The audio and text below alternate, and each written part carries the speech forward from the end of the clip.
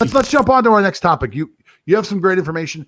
The question is, the Jets will answer phone calls for Sam Darnold offers, is the topic. Apparently, this went from, no, we're not interested in getting rid of Sam Darnold, to now they're saying, hey, best offer? Well, what have you heard? Okay, so apparently initially, so Sam Darnold was treated as an untouchable by the New York Jets. So come what may, be it the apocalypse or not, they are thinking that they will stick with Sam Darnold, even with the second overall draft pick. But apparently, there has been a change of heart in New York, and the general manager Joe Douglas is saying, and I quote, "I will answer the call if it's made." So he's referring to any call made by any team inquiring about Sam Darnold. So, of course, it also anchors on what they do with the second overall selection, whichever outcome will come out of the Sam Darnold situation that they have. So, if he trades him, more likely that they will get a quarterback. So, if he stays, maybe they are in play for somebody else in the draft with the second overall selection, or possibly trade down. That's a possibility as well. So, how do you see this development unfolding, John? Or where do you think Sam Darnold will end up and where he will land? Well, look, to me, I think a lot of what we're doing right now with the draft speculation is fun, but I don't think any of it means anything until the first wave of free agency happens and those little trades happen. So you look at somebody like the Jets. I think the Jets are saying, look, if we can get value for Sam Darnold, and whatever they think that value is, whether it's a first-round draft choice, a second and a future third, a third and a future second, something like that, the Jets are willing to listen. But they're only willing to listen as they do their scouting. And as they do their scouting, if they start to see a guy like Zach Wilson or the kid from Ohio State or even Mac Jones or someone like that, and they say, look, this is a guy who's as good or possibly better than Sam Darnold, and we're going to get him at a rookie price over the next 4 years as we rebuild this team. If that's something that they're looking at, if that's the direction that they want to go in, and a lot of it, again, doesn't just come down to what I just talked about before. Some of it just comes down to, what is our plan as a franchise? Well, if our plan as a franchise is, in 2021, we need to be competitive, you're keeping Sam Darnold. Sam Darnold's got the experience. He needs some talent around him. That seems to be the consensus of what everybody thinks of Sam Darnold. If he had a better team, a better scheme, he'd be a better quarterback. But if you're on a 3-year plan, you hired a new coach and you're like, look, have a 3-year plan. And our 3-year plan is that by 2021, we want to be a better team. 2022, we want to be competitive. And by 2023, we want to win our division. If that's the plan, then you're going to go rookie quarterback and you're going to get rid of Sam Darnold. And you've got a price in mind. And your price is going to be, like I said, whether it's a draft pick this year or a draft pick next year, maybe 2 draft picks, maybe 3 draft picks, maybe it's some type of deal where I get a player back. I don't even want a draft pick. I need a safety. I need a cornerback. I don't know what the trade's going to be, but I think they're willing to listen. And in my opinion, I think the Jets have had internal conversations saying, listen, we've tried over and over again. We're going to try this a completely different way. We've got draft picks. We've got draft capital. We've got a defensive-minded coach. We're in a position to take a really good quarterback who's going to be young. We're going to hire a better offensive coordinator, a better quarterback coach to bring this kid up, start all over again. We don't want Sam Darnold, who we consider to be damaged goods from what happened before, and we're going to start all over again. And that's what I kind of see happening with the New York Jets. And maybe the Jets are even in a position where they're saying, look, we're going to do that, and then we're going to hire Fitzmagic as our starting quarterback, or bring in an Alex Smith or someone like that, or I don't know who it would be. They're going to bring in somebody else who would be the starter, who this young kid can learn from, sit for a while, and do the Patrick Mahomes thing, where this guy gets to sit for 6, 8, 10 games, and then he gets to be released out into the public and can actually play. If I'm the Jets, that's my plan. Everything else they've tried has been a complete failure. At this point, it's time to reboot your thinking and start all over again. And how about you? You think the Jets are going to get rid of Darnold? Yeah, I do agree with the fact that Sam Darnold was dealt a bad deck of cards when he started with the NFL. I mean, he was under Adam Gase initially.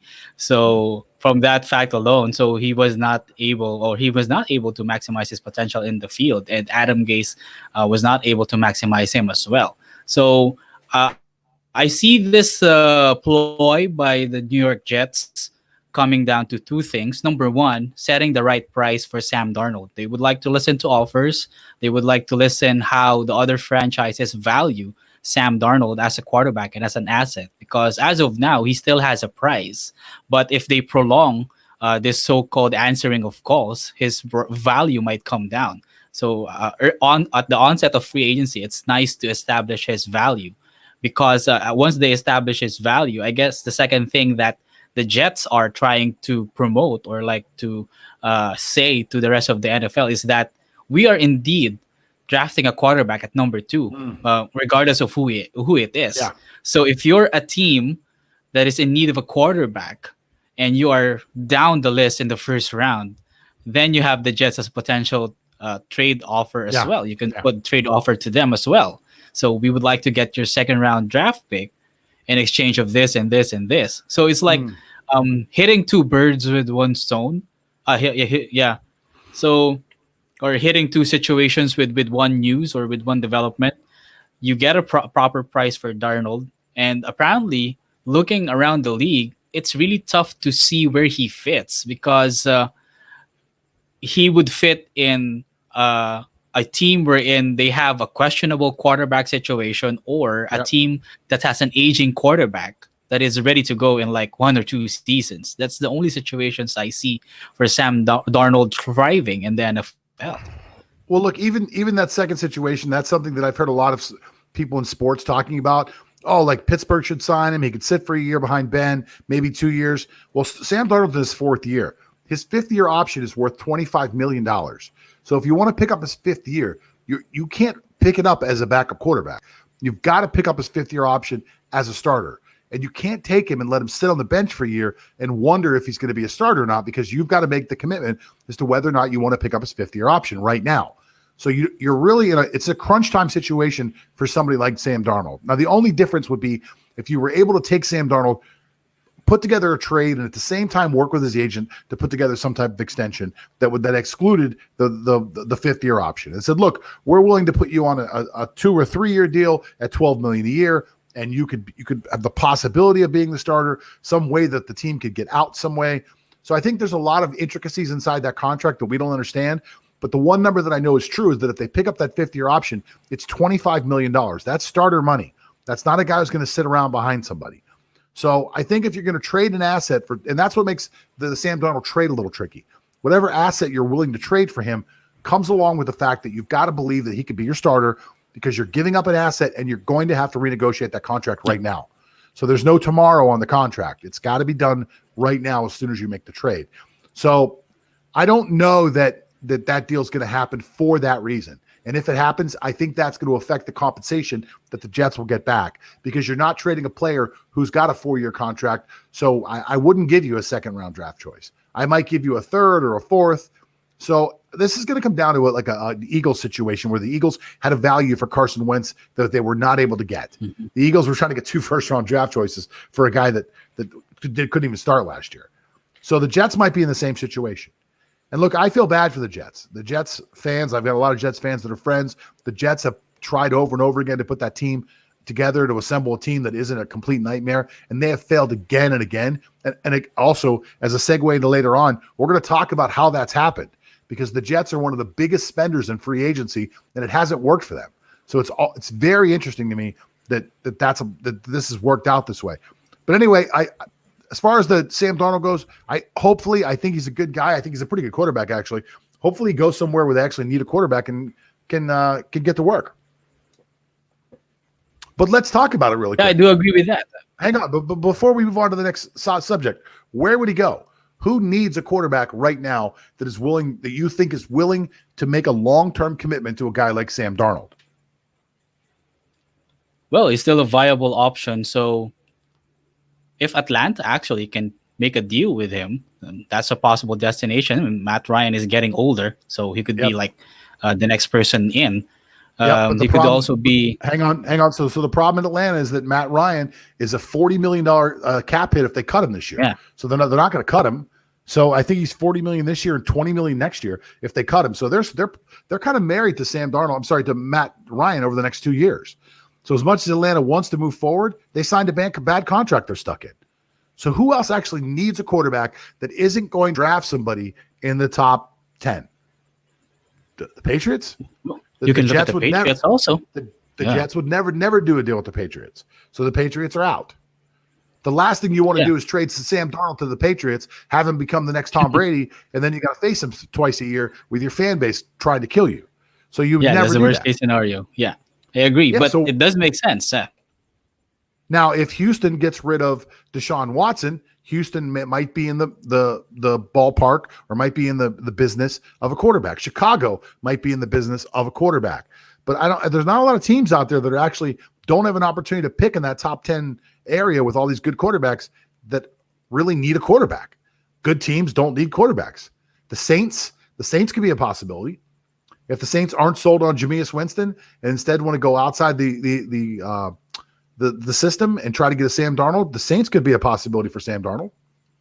Yeah, the problem with the Saints, though, the salary cap is just egregious. Yeah. They're still $70 million over the cap. So even though they get Sam Darnold, they would have to cut a lot of those talented players. So it's like the Jet situation all over again. It doesn't have much to work with the Saints. Yeah, so it's a tough situation if you have Sam Darnold and you want to get rid of Sam Darnold, you have to find a taker. You have to find a market, and the market closed up a little bit this year. So, obviously Detroit was looking for a different quarterback. Well, they made their move. The Rams wanted to switch up. Well, they made their move. Indianapolis needed a quarterback. Well, they made their move. A lot of these guys have already made their move. So, and I'm going to take a wild guess that Indianapolis probably kicked the tires on the Sam Darnold deal and probably found that they wanted at least a comparable trade for what they got for Wentz or maybe more.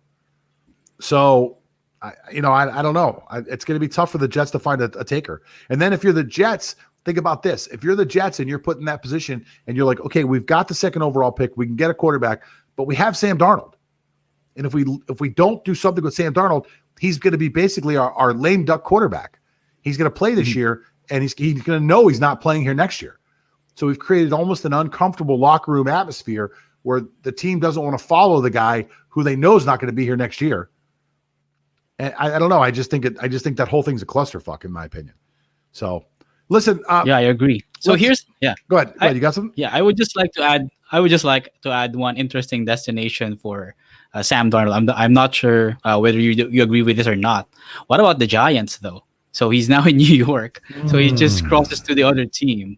I'm not sure if the Giants are really sold on Daniel Jones being their potential quarterback for the future. So if he has Sam Darnold there, though, they can create a quarterback competition in the Big Blue. Well, it would be interesting. The Giants have not had good quarterback play the last few years. Now, a lot of that is a Jets type situation. I think you and I have had this conversation before in private. You think about the biggest market for sports, maybe in the world, is New York, at least among the top markets in the world. And so you look at New York. New York City has two teams that they have. One is an AFC team, one is an NFC team, and both are absolutely horrendous. Both have no offensive weapons or almost no offensive weapons. I mean, you could argue for the Giants having Saquon Barkley, but Barkley was hurt last year and wasn't very good. And they've both got young quarterbacks who've had really no support around them. So I don't know that if you're sending Sam Darnold to the Jets, if you're giving him a better opportunity than he had when he was.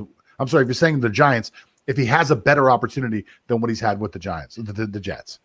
I think it's kind of like apples to apples. I think you're giving Sam Darnold no opportunity there. And again, are you willing to trade for him and make a long-term deal? If not, what is the value of a 1-year rental for a quarterback for a team that's probably not going to be in contention? I tell you what, though, here's an idea. But before we go to the next segment, here's an idea. Sam Darnold to the Washington Redskins.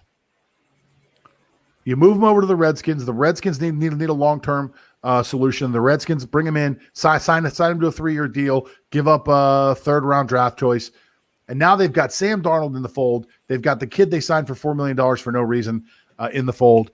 They cut Alex Smith. That gives them the cap room that they need in order to make the move to sign Sam Darnold.